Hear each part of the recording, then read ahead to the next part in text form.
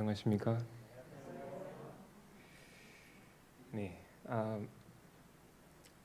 지난 1년 동안에 한국 여행에 대한 간증을 하라는 초청을 받았을 때 나는 무슨 말을 해야 할지 막막했습니다. 그리스도 안에 있는 사랑하는 친구, 형제, 자매들에게 내가 무슨 말을 해야 할지 아직도 확신이 서지 않습니다.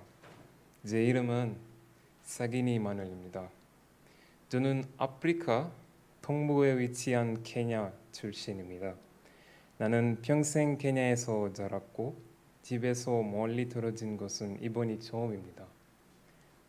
저는 학부 시절 케냐에서 한국어와 한국 문화를 처음 접했습니다.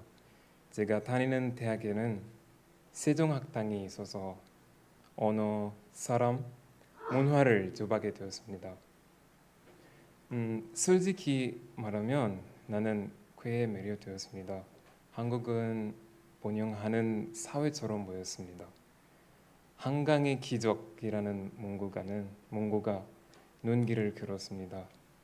나는 나의 연구를 했고 그 결과는 내가 말할 수 없을 정도로 매우 인상적이었습니다. 그때 세종학당 선생님이 한국 정부 장학금에 대해 소개해 주셨습니다. 언젠가 해외에서 공부하고 싶었지만 아시아 대학에 입학할 생각은 한 번도 해본 적이 없었습니다. 선생님의 제안으로 저는 아시아와 가능한 기회에 대해 더 많이 파고들었습니다. 문화적 차이가 저의 흥미를 이끌었습니다. 그러나 해외여행을 가기 전 가장 걱정했던 것 중 하나가 식사였습니다. 젓가락으로 밥을 먹는다는 것은 상상도 할 수 없는 일이었습니다.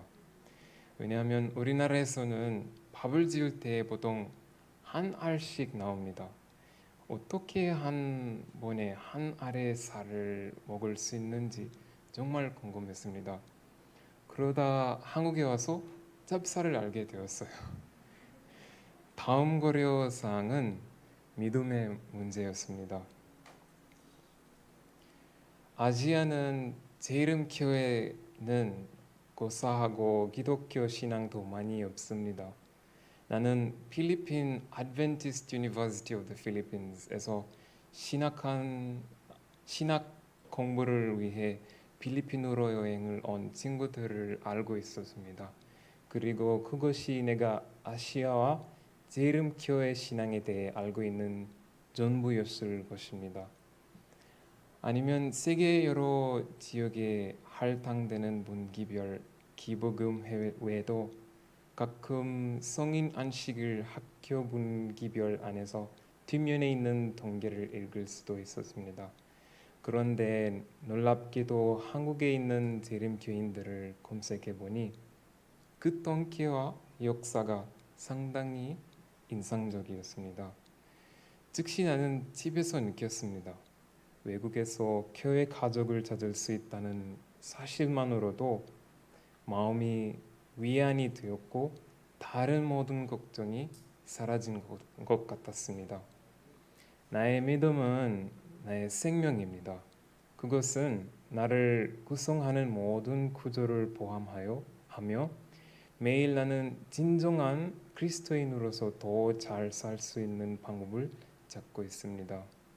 내가 가는 곳마다 바울이 우리에게 훈계한 대로 그리스도의 대사가 되겠다는 생각이 자꾸만 귓가에 맴돕니다. 우리가 매일 하는 아주 사소한 일들, 우리가 하는 말, 우리가 즐겁게 생각하는 생각, 우리가 가는 곳, 우리가 먹는 것, 우리가 옷을 입는 방법, 이것들은 우리에 대해 많은 것을 말해줍니다.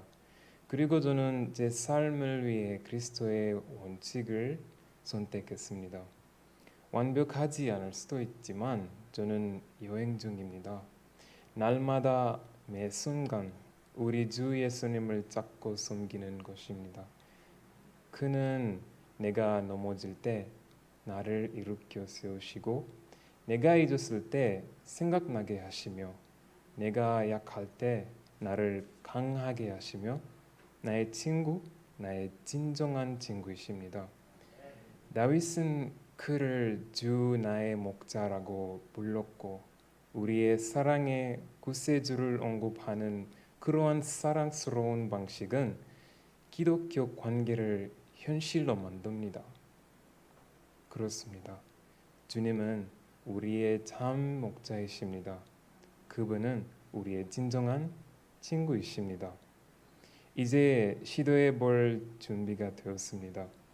하나님께서 내가 공부를 위해 한국에 가는 것을 허락하신다면 나는 갈 준비가 되어 있었습니다.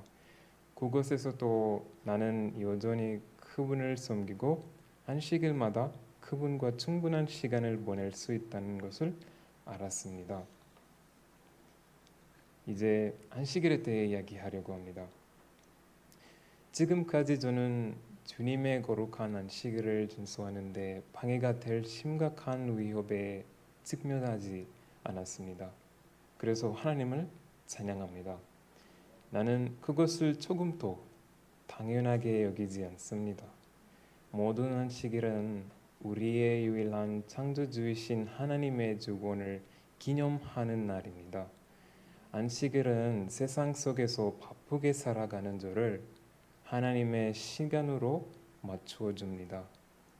진정으로 줄을 잡고 주님의 뜻에 따라 살아가는데 도움이 됩니다. 다시 한번 안식일마다 예배할 수 있는 자유를 주신 하나님께 감사드립니다. 작년 8월 12일 인천공항에 착륙한 날이었습니다. 공항에서 코로나19 예방수칙을 모두 확인하고 오하콘이 있는 부산까지 KTX를 타고 갔습니다. 내가 부산역에 도착했을 때 비가 내리고 있었고 우리는 차를 타고 학교까지 갔습니다. 순식간에 우리 검역소에 들어갔고 그렇게 한국의 생활이 시작되었습니다. 현재 상황을 감안할 때 충분히 이해할 수 있습니다. 검역소에 있는 동안 일본에 있는 친구가 도쿄 국제 제7일 안식일 예수재림교회에서 열리는 줌의 예배 프로그램에 초대할 때까지 안식일 설교를 보면서 시간을 보냈습니다. 대면 모임은 여전히 금지되어 있었기 때문에 한동안 그것이 나의 새로운 교회 가족이었습니다. 하지만 규제가 완화되면서 한국에서 예배를 들을 수 있는 교회를 찾기로 했습니다. 네, 한국어는 여전히 부족했고 교회를 다니는데 어려움을 겪었습니다. 그러다 우연히 부산에 있는 재림병원을 알게 되었습니다. 분명히 교회가 주변에 있을 것이다 라고 나는 속으로 말했습니다. 그래서 어느 날 지하철 타고 1시간 지난 후에 삼육부산병원 교회를 찾을 수 있었습니다. 처음 받은 대접이 아직도 기억에 생생합니다. 김 목사님과 가족들이 환한 미소로 저를 반겨주었습니다. 확실히 언어의 장벽을 분명했습니다. 그럼에도 불구하고 바디랭귀지로 알게 되었습니다. 나는 내가 생각하는 것보다 훨씬 풍성한 환영을 받고 있습니다.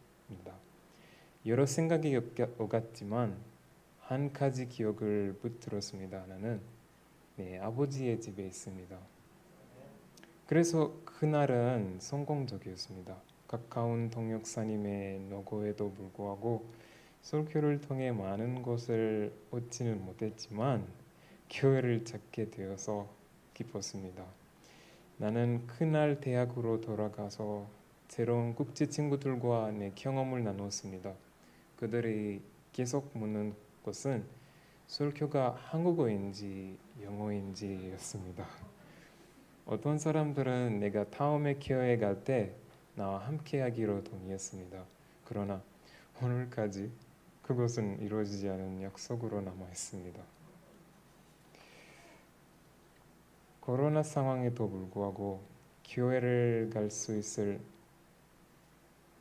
때마다 코로나 상황에도 불구하고 교회를 갈 수 있을 때마다 하나님께 감사드렸습니다. 오전에는 교회에서 교제를 하고 오후에는 소그룹과 함께 성경 공부를 했습니다. 때로는 나가서 자연을 통해 하나님을 경험했습니다. 참으로 나는 그 모든 안식일을 소중히 여기며 산 것입니다. 1년 전에 동료 청년들을 만나서 함께 즐거운 여행을 갔습니다. 때때로 우리는 함께 성서 연구를 했습니다. 제가 받은 모든 초대는 저에게 축복이었습니다. 이곳에서 쌓은 운동은 그리스도께서 오실 때까지 계속될 것이라고 믿습니다. 나의 주님께서 사랑의 티로 우리를 먹을 수 있게 해주시기를 기도합니다. 그리고 이 세상에서 다시 만날 수 있는 기회가 주어진다면 또 할 나위 없이 기쁠 것입니다.